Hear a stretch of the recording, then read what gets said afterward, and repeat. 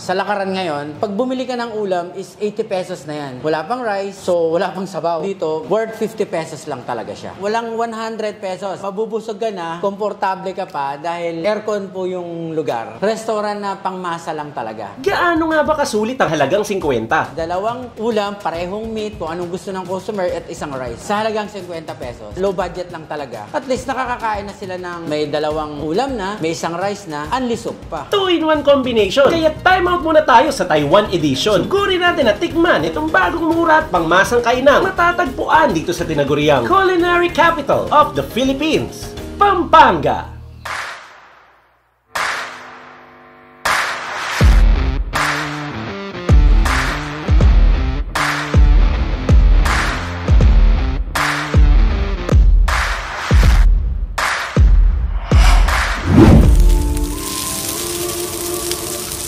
Nga pala si Socrates Bingayan, may-ari ng Gonyo Food Hub. Nag-offer po kami ng pagkain dito, dalawang ulam, may rice ka na, sa halagang 50 pesos. Dito, mabubusog ka na, komportable ka pa dahil aircon po yung lugar. At saka yung lugar po, malinis, at saka friendly po lahat ng mga tao dito. Itong restaurant na to, nag-start to last July. 1 month pa lang kami ngayong buwan na to. Actually, wala naman kaming planong magtatayo ng isang food hub. Minsan kasi nanonood yung wife ko sa mga vlog. Meron siyang isang napanood na isang kwento na simula siya sa maliit hanggang lumaki. Kumbaga na-inspired siya dun sa kwento na yon. Minsan nag-usap kami na try kaya natin mag-open ng maliit na restaurant. Yung restaurant na hindi yung pangmamahalin. Yung restaurant na pangmasa lang talaga. Yung mga affordable ng mga tao. May linya naman kami sa pagluluto. Kaya sabi ko sa kanya, sige try natin. Wala namang mawawala kung itatry natin. Pagka mag-boom siya, edi good. Pagka hindi naman, siguro hindi lang talaga tayo swerte sa larangan ng negosyo tulad ng isang restaurant. Dalawang ulam, isang kanin, tapos unlimited pa daw ang sabaw. All-in-one budget meal, pinagsama, talaga namang nakakawaw. Yung presyong pangmasa at komportabling naka-aircon ka pa, doon pa lang sa 50 siguradong panalo ka na. Pero bakit nga ba mura ang kanilang paninda? Ano ang inspirasyon para maging 50 ang presyo nila? Yung 50 pesos kasi na-inspired kami dahil binalag ng Team Canlas TV. Kaya ang misis ko kasi talagang followers talaga ng Team Canlas. Doon niya napanood, doon siya nakakuha ng idea at doon siya na-inspired. 50 pesos, dalawang ulam na at saka isang rice. So minsan, naisip ko din yun eh. Sabi ko, ba't hindi natin gawin kako? At least, nakakatulong ko na sa iba, kumikita ka pa. Pero yung kitaan naman dyan, sa worth 50 pesos na yan, kumikita ka naman konti lang. Pero ang habol ko lang naman dyan kasi, para yung mga tulad ng mga gustong kumain na low budget talaga, at least nakakakain na sila ng worth 50 pesos, may dalawang ulam na, may isang rice na, unlisok pa. Doon sa 50 pesos naman namin, kasi kung minsan hindi pare-pareho yung ulam, mostly kasi mga niluluto dito, may apritadang manok, adobong manok, Bicol Express, tsaka may gulay din po kami. Pero yung mga kumakain naman, kumbaga yung sa mga customer kasi, may choices sila eh. Example, yung isang customer, gusto niya ayoko ng gulay, gusto ko parehong meat. Okay lang po yun. Either mamili siya kung anong gusto niya. Kung ang pares ng apritada niya is gulay, okay lang yun. Pag ang trip niya naman, gusto ng partner ng apritadang manok niya o adobong manok niya, gusto niya naman Bicol Express, pareho lang yun. So dito, walang 100 pesos. Dalawang ulam, parehong meat, kung anong gusto ng customer at isang rice. Worth 50 pesos lang talaga siya. Early in the morning, namamalengke na kami sa lahat ng mga kailangan. Pine-prepare na namin. I store them. Maaga yung isang chef namin. Maaga pumapasok. Sa pagluluto naman, nagtutulungan din kami para mabilis. Kasi pagka isa lang, sa oras kasi medyo pichido na pagkadating ng tanghalian. May mga time kasi na 11 o'clock pa lang, may mga naghahanap na ng 50 pesos. Iba't ibang lutong bahay, pwedeng karne o pwede rin purong gulay. Ikaw na mismo ang pipili ng combination dito sa malapiestang kainan sa dami ng kanilang seleksyon. Kaya saludo sa mga ganitong klaseng negosyo na may sulit at mababang presyo. Ano nga ba ang sikreto para mapanatiling matatag ang ganitong klaseng serbisyo? Hindi mo naman kailangan mag-start sa napakalaking restaurant eh. Pwede ka mag-start sa maliit na restaurant, lakasan lang ng loob yan. Huwag kang hihinaan ng loob. Kasi habang nahihinaan ka ng loob, lalong walang mangyayari. Subok lang, laban lang. Lahat nagsisimula sa mababa. Mga Kabs, iniimbitahan ko kayo.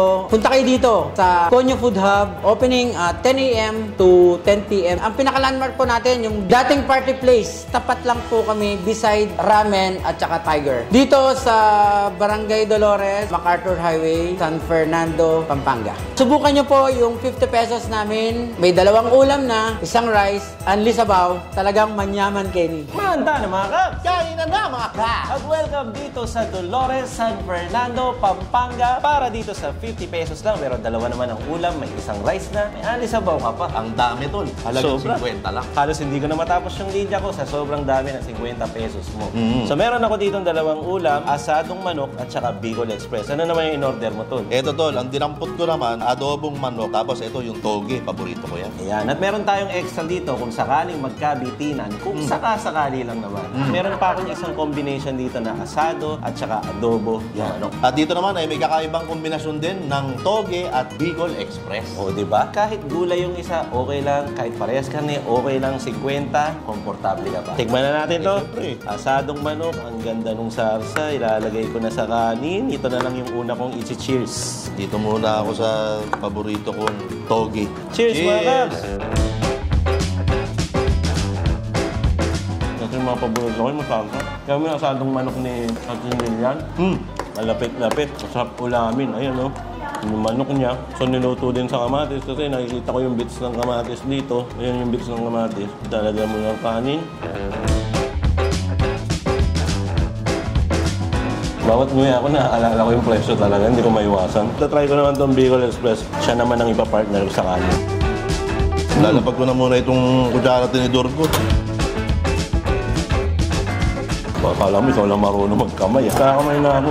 Yan yung mga salsa-salsa na yan. Maganda, inuusog-usog ng ganyan yun. Para makuha mo talaga eh. Eto tol, kukunin ko yung toge, sama ko yung adobong manok. Ang tawag dyan, together. Bukod pala doon, sa Together, meron din kaming mami dito. Ito yung pinakasabaw namin. Pero pag binili nito, 2 na yan. Tigisa kami ni Mea, 99 pesos. Kaya mo natin ito sabaw. Check muna natin siya. Meron siyang beef, meron siyang 2 itlog. Bago natin subo yan, gusto ko muna ng pampakate. Uy, ayun na naman tayo. Lagay tayo ng siguro 2. O gawin na natin 3. Saluhaluin. Ayan yun, no? Sili-sili, oh. Kayang-kaya ni Mayor yan. Gagalita na talaga yun, ha? Ano ba ginawa mo? Lagyan mo ng pampakati daw. Pampakati. Sabi ni Jumbo. Pakati lang, eh. Nandito ko lalagay. Yan. Ayan, ha? Kitang-kita nyo, ha? Bakit nandun pa rin? Iba naman yung kinain mo, eh. Ba't kailangan ba kainin? Sabi nyo, lagyan lang, ha? Jumbo kasi hindi malinaw sinasabi. Kaya kain muna tayo. Mas masarap siyang hawakan na ganito, tapos kumakain ka. Kain Mas na. madali.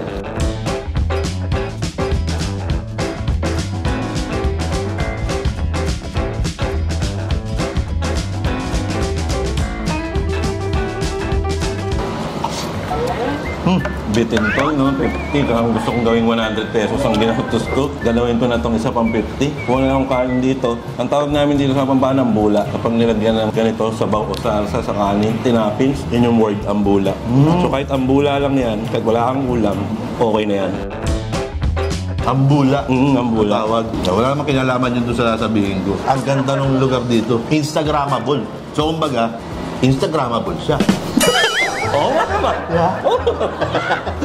Ano ba yun? Hindi, kumbaga, tatayo ka lang sa isang lugar, may maganda ka ng picture. Oo. Di ba? Kahit nakaupo ka, kahit anong pwesto mo dyan, pag pinicture ka rito sa loob, ang ganda agad. Ito ba ang kagandaan nito? Isipin mo yun, 50 pesos lang kakainin mo ganito. Pero, naka-aircon ka. Diba? Oo Pero nga. ayan nga, katapat na ng Oo. aircon. Kaya medyo may tunog na maririnig kayo sa background kapag pinapanood nyo to. Tunog ng aircon. Oo. At saka, ito po ay located dito sa kanto namin. Ang pangalan nito is Konyo Food Hub. Konyo, tol. Yeah. Actually, I recall my Gonyo friends. Yes. Sino? Iyon. Sino? Iyon Mas. Ano ba? Elon. Elon. Elon Mas. Together again. Sige nga, tol, paano ang Konyo na commercial? Gonyo na commercial? Oo. While eating rice and toge? Yeah. Yeah. I can do that. Here, you will put together toge with rice. and then you will up, and pinky. Konyo. Uy! Social. Commercial. Pinky lang. Gumana pinky. Gumano lang, naging konyo na eh. Sabi mo, you press. Oh, press. And you up like this, the pinky. Yeah. You push. And the thumb, you push to your mouth. Uy! It's okay. Konyong commercial! Hindi lang ito ang pwedeng may offer ng Konyo Food Hub. Total, pinag-uusapan naman natin ang Konyo. Oh. Meron sila mga steak dito. Nang nga unli. Unlimited tol. Unlimited steak na unli. Ang bihira naman yan. Katulad yan. Uy! Uy! Pinagkukwento ko pa lang namin yan eh. Hindi. Ang ganda naman ng timing mo. Pinag-ukwento mo. Hindi naman nakatubo doon. Sasalita na siya. Ang kapal ng mukha. Hindi pa yan naipalabas. Iwan! Wow! At yung kinakain na yun, 149 yun na T-bone steak. Yun. Oh. Alam mo? Sabi ko na to. Oo. Okay lang, sige. Kainin nyo na ni Coreo. May kagat na eh. Maliit lang. May kagat yung Kapal bigil. ng mukha nito. Oh, ito, walang kagat. Alis na, tapat sa akin. Teka, baka ka. Bakit walang kagat yung binigay ni Cuneo? Sizzling na siya, may sauce na siya, java rice na siya, may sides na siya. 149 yung isang ganito, pero kung gusto siyang gawing unli, meron din naman yung 459. Magsawa ka, parang ganon. Oo. Alam mo to, ang maganda rito, dahil bago pa sila, hindi mo lang kung anong i-expect mong ilalapag sa'yo, di ba? Kasi nga, marami pa rin silang menus na kayang i-offer bukod dito sa mga naipakita natin. Pinoy na Pinoy eh. Yung steak may kanin. Oo. Mga Pinoy talagang gusto natin kanin. At saka dahil nga iba-iba ang pagkain yung offer dito, komportable ka rin naman pag kumain, talagang naka-aircon ka pa. Murang-mura pa, 50 lang at mura din naman yung steak nila. Eh maglagay na tayo ng Team Kalas TV. Ano? Sticker! Dahil talaga naman at sobra naman manyaman Kenny. Uy, baka outro na yan, ha? Hindi, binabanggit ko lang talaga. Uy, bako. Wala ko, outro na Manyaman yan. Kenny kasi yun nakalagay itong sticker. Oo, manyaman. Yung tol. Ito na nga, tol. Ayan na, yan.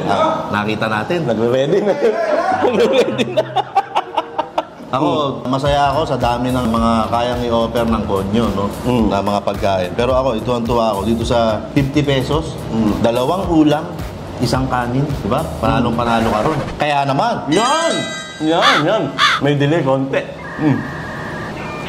dalawang ulam at kanin na halagang 50 sa Konyo.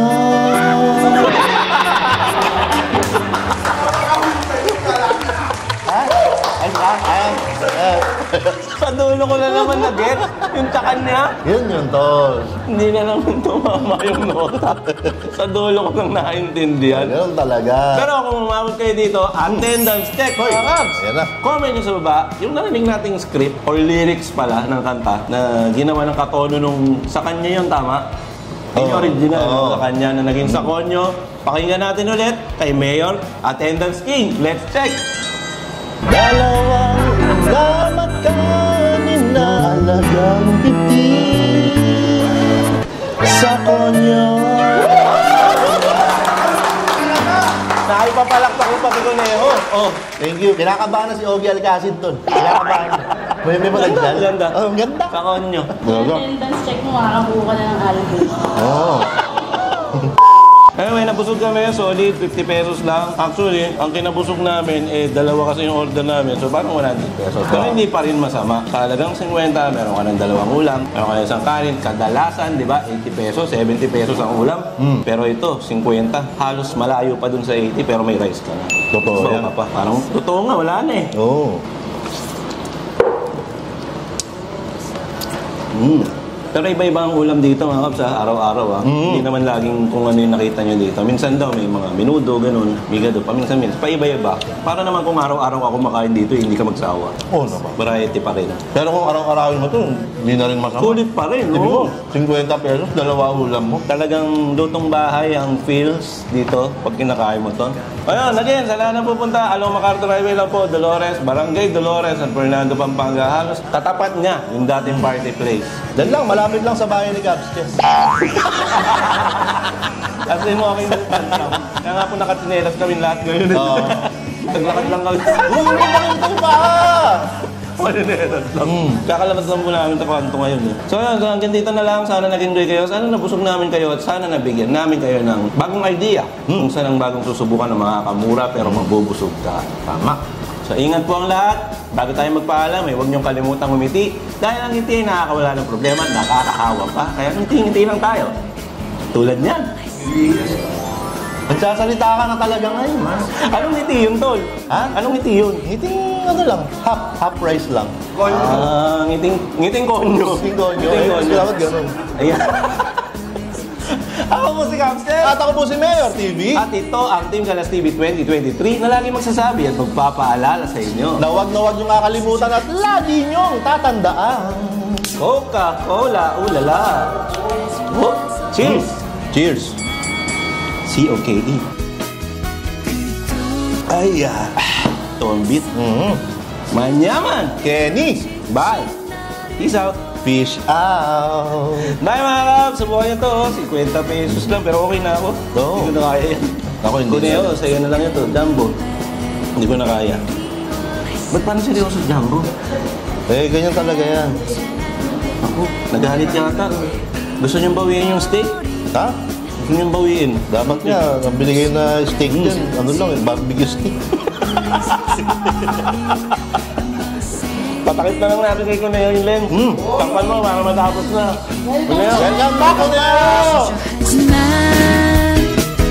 Time check mga kaps, 11:22 AM. At ako muna magpipiloto dahil may iwan si Chef Boy dito sa bahay. At kasama natin, syempre, sila Mayor. At meron tayong bisita, si Kuneo. Ayan. Ayan. Bisita ba yan?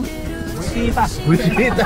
Siya muna kapalit ni Chef Boy ngayong episode na to. Napanood nyo na naman pala kanina. Mamaya na lang. Bye-bye. Maraming salamat sa Team Manila. Ayan, Shoutout mo may Team Manila! Team Manila, what's up? Ang kapal ng mukha mo. Ay, maraming salamat Team Manila sa magpapadala ng mga t-shirt. Ayan. Kita mo, bagay na bagay kay Jumbo. Mga kaps, 99 pesos lang ang mami dito, dalawa na. Katulad nitong kinakain niya. Grabe ka naman, Kuneho! Ang bilis oh! Tol! Oh! Ang kapal ng mukha mo. Ayan po si Kuneho. Kung naalala niyo, nung nagbabakyard kami, siya yan. Kuneho. OG to. OG ng backyard yan. Oo.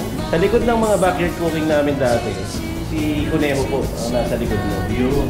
Ngayon lang siya bumalik ulit. Oo. Siyempre puro bakul to, di ba? Sa likod. Oo, back na back. Ha? Bumalik, bakul. Sa sobrang tagal niya, nawala. At ngayon lang bumalik. Pag pinag-set up niyo po ng tripod nito, nagkakanda sira-sira na dahil hindi na niya alam. Hindi, sobrang lakas kasi tol. Sobrang Malakas siya. Oo. Kuneho yan eh. Kuneho lang malakas. Kaya kain. Tol, may pampakatil. Oh.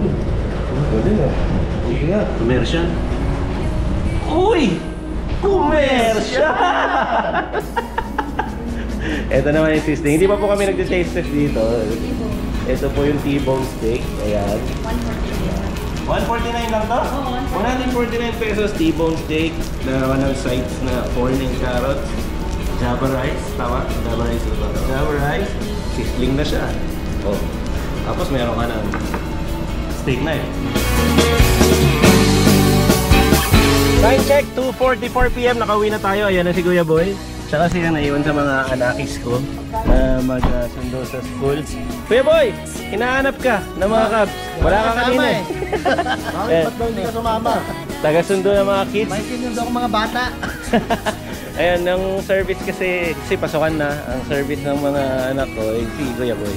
Ayan, dala-dala niya tong maliit na kotse. Oh, let's go!